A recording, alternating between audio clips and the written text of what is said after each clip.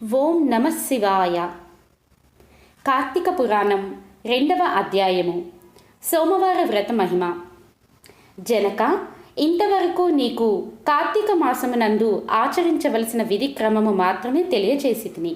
కార్తీక మాసములో సోమవార వ్రతమునకు ప్రత్యేక ప్రాముఖ్యము కలదు.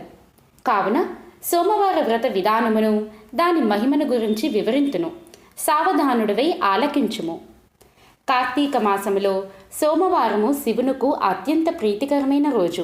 ఆ రోజున స్త్రీ కానీ పురుషుడు కానీ ఏ జాతి వారైనా కానీ రోజంతయు ఉపవాసం ఉండి నదీ స్నానము చేసి తమ శక్తి కొలది దాన ధర్మములు చేసి నిష్ఠతో శివదేవునకు బిల్వ పత్రాలతో పూజ అభిషేకము చేసి సాయంకాలము నక్షత్ర దర్శనము చేసిన తరువాత భుజించవలయును. ఈ విధముగా నిష్ఠతో ఉండి ఆ రాత్రి అంతయు జాగరణ చేసి పురాణ పఠనం ఒనరించి తెల్లవారిన తరువాత నదికి వెళ్ళి స్నానం ఆచరించి తిలదానము చేసి తమ శక్తి కొలది పేదలకు అన్నదానమును చేయవలెను. అటుల చేయలేని వారు కనీసం 3 బ్రాహ్మణులకైనను తృప్తిగా భోజనము పెట్టి తాము భుజించవలెను. ఉండగలిగిన వారు సోమవారము నాడు 2 పూటల భోజనము కానీ ఏ విధమైన పలహారము కానీ తీసుకొనకుండా ఉండటం మంచిది. ఇట్లు కార్తీక మాసం అందు వచ్చు సోమవార వ్రతమును చేసిన ఎడల పరమేశ్వరుడు కైలాస ప్రాప్తి కలిగించి శివ సన్నిధికి చేర్చును. భర్త లేని వితంతువు సోమవార వ్రతమును ఆచరించి శివపూజ చేసినచో కైలాస ప్రాప్తియు, విష్ణు పూజ చేసినచో వైకుంఠ ప్రాప్తియు పొందును. దీనికి ఉదాహరణముగా ఒక ఇతిహాసము కలదు. దానిని మీకు తెలియపరచెదను, శ్రద్ధగా వినుము.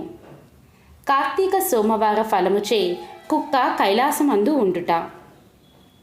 పూర్వకాలమున కాశ్మీర దేశంలో ఒక బ్రాహ్మణుడు కలడు.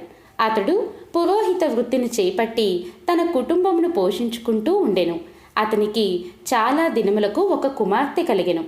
ఆమె పేరు స్వాతంత్ర నిష్ఠురి. తండ్రి ఆమెను సౌరాష్ట్ర దేశీయుడు అగు మిత్రశర్మ అను సద్బ్రాహ్మణ యువకునికి ఇచ్చి పెండ్లి చేసెను.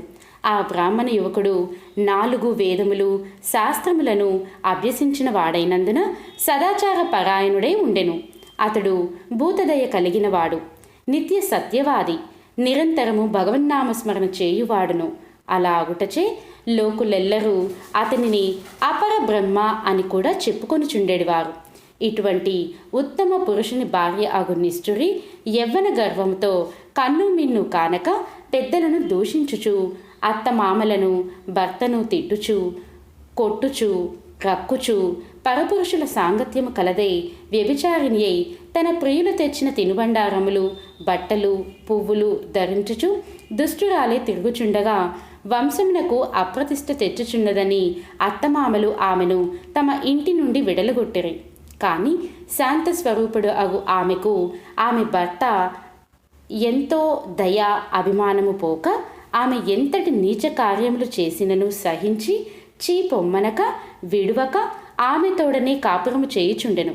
కానీ చుట్టుప్రక్కల వారు ఆ నిష్ఠురి గయ్యాలి తనమును ఏవగించుకొని ఆమెకు కర్కస అనే ఎగతాళి పేరును పెట్టుటచే అది మొదలు అందరూ దానిని కర్కస అనియే పిలుస్తూ ఉండేవారు.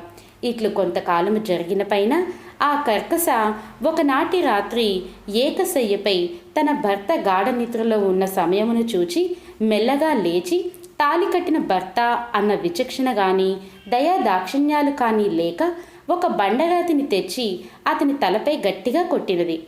వెంటనే అతడు చనిపోయెను. ఆ మృతదేహమును ఎవరి సహాయమో అక్కర్లేకనే అతి రహస్యంగా దొడ్డిదారిని కొనిపోయి ఊరి చివర ఉన్న పాడినూతిలో పడవేచి పైన చెత్తా చెదరములతో నింపి ఏమీయూ ఎరుగని దానివలే ఇంటికి వచ్చెను. ఇక తనకు ఏ ఆటంకములు లేవని ఇంకా విచ్చలవిడిగా సంచరించుచు తన సౌందర్యము చూపి ఎందరినో క్రీగంటనే వశపరుచుకొని వారి యొక్క వ్రతమును పాడు చేసి నానా జాతి పురుషుల తోడను రమించుచు వర్ణ సంకరాలు అయ్యెను.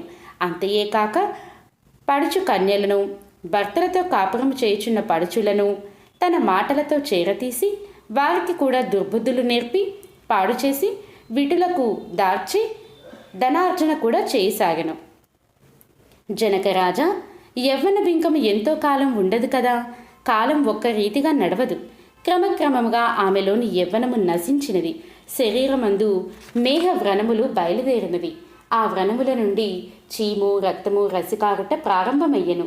దానికి తోడు శరీరమంతా కుష్ఠవ్యాధి బయలుదేరి దుర్గంధము వెడలుచున్నది. దినదినము శరీర పటుత్వము కృశించి కురూపి అయి భయంకర రోగములతో బాధపడుచున్నది. ఆమె యవ్వనములో ఉండగా ఎన్నో విధాల తృప్తి కలిగించిన వీటులు ఏ ఒక్కరూ ఇప్పుడు ఆమెను తొంగి చూడరు అయినరే.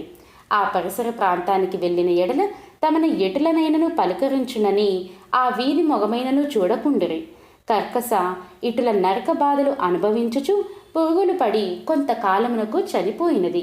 బ్రతికి ఉన్నాళ్ళు ఒక్కనాడైనా పురాణ శ్రవణమైనను చేయని పాపిష్టురాలు కదా. చనిపోయిన వెంటనే భయంకరులైన యమభటులు ఆమెను గొనిపోయి ప్రేతరాజుగు యముని సన్నిధిలో ఉంచగా యమధర్మరాజు చిత్రగుప్తుల వారిచే ఆమె పాప పుణ్యముల జాబితాను చూపించి, భటులారా, ఈమె పాప చరిత్ర అంతింతా కాదు, వెంటనే ఈమెను తీసుకువెళ్ళి ఎర్రగా కాల్చిన ఇనుప స్తంభమునకు కట్టబెట్టుడు అని ఆజ్ఞాపించెను. వీటులతో సుఖించి అందరినీ పాడు చేసినందులకు గాను యమభటులు ఆమెను ఎర్రగా కాల్చిన ఇనుప స్తంభమును కౌగిలించుకోమని చెప్పిరి. భర్తను బండరాతితో కొట్టి చంపినందుకు గాను ఇనుప గదలతో కొట్టిరి. పతివ్రతలను వ్యభిచారణలుగా చేసినందుకు సలసలా త్రాగిన నూనెలో పడవేసిరి. తల్లిదండ్రులకు అత్తమామలకు అపకీర్తిని తెచ్చినందుకు సీసము కరిగించి నోటిలోనూ చెవులలోనూ పోసి ఇనుప కడ్డీలు కాల్చి వాతలు పెట్టిరి.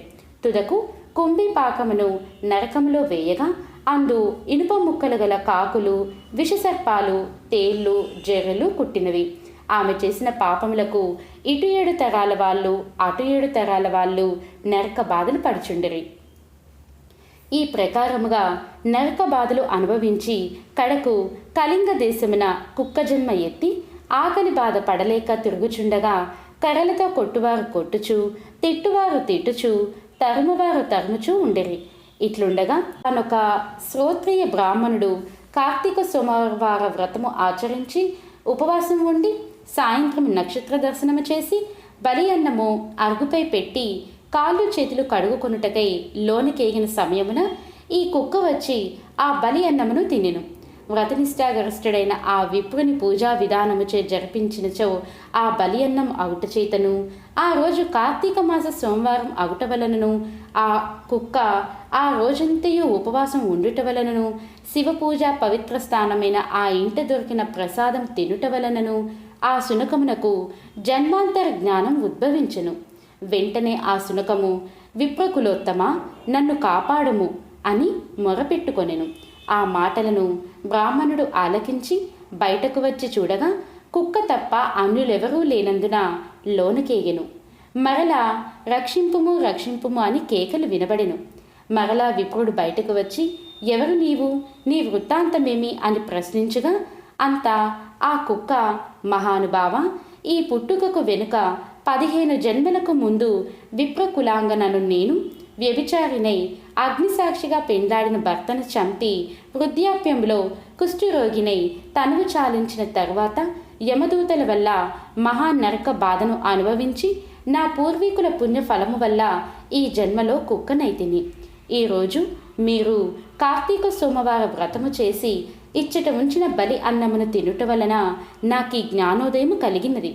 కావున ఓ విప్రోత్తమ, నాకు మహోపకారముగా మీరు చేసిన కార్తీక సోమవార వ్రత ఫలము ఒకటి ఇచ్చి నాకు మోక్షమును కలిగించమని ప్రార్థించుచున్నాను అని వేడుకొనగా కార్తీక సోమవార వ్రతములో చాలా మహత్యం ఉన్నదని గ్రహించి ఆ బ్రాహ్మణుడు ఒక సోమవారం నాటి ఫలమును ఆమెకు ధారబోయగా వెంటనే ఒక పుష్పక విమానము అక్కడకు వచ్చెను. ఆమె అందరికీ వందనము చేసి అక్కడి వారందరూ చూచుచుండగానే ఆ విమానము ఎక్కి శివ సాన్నిధ్యమునకు ఏగెను. వింటివా జనక మహారాజా, కావున నీవును ఈ కార్తీక సోమవార వ్రతం ఆచరించి శివ సాన్నిధ్యమును పొందు అని వశిష్ఠుల వారు హితబోధ చేసి ఇంకనూ ఇట్లు చెప్పడం ప్రారంభించిరి. ద్వితీయ అధ్యాయము 2వ రోజు పారాయణము సమాప్తము.